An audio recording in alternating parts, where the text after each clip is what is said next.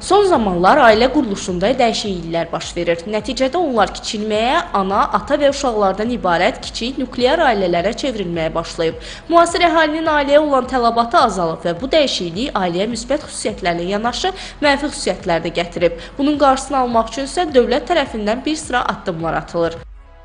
Dövlətimizin çoxuşaqlı ailələrə dəstəyi bir çox tədbirlər və layihələr vasitəsilə həyata keçirilir.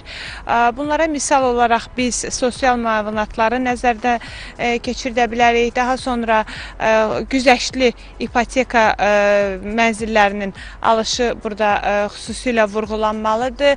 Daha sonra onlara sosial xidmətlərin, reabilitasiya xidmətlərinin göstərilməsi də bu sıradan olan tədbirlərdəndir.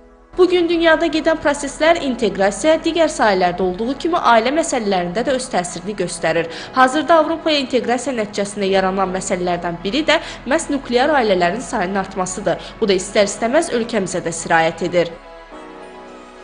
Azərbaycan cəmiyyəti ənənəvi cəmiyyət olduğu üçün Azərbaycan cəmiyyətində həmişə çoxuşaqlı ailələrə üstünlük verilib. Çünki ailə planlaşmasında arxetiplərimiz, ağsaqqallar, ağbirçəklər müdaxilə edirdi və bu baxımdan Azərbaycanda çoxuşaqlı ailə bir trend halındaydı. Həm Sovet dövrünə qədər, həm Sovet dövründə. İndiki halda isə insanlar təkcə Azərbaycanda yox, qlobal miqyasda daha egoist, daha bəncil, daha belə deyək də komfort haqqında düşünürlər. Ona görə uşaq qayğıları, ailə qayğıları düşünmək artıq insanlar istəmirlər. İnsanlar fikirləşirlər ki, az uşaq olsun və onları yüksək səviyyədə təmin edək. Ona görə Azərbaycanda bugün statistika onu göstərir ki, daha çox 2 uşaqlı ailələr üstünlük təşkil edir.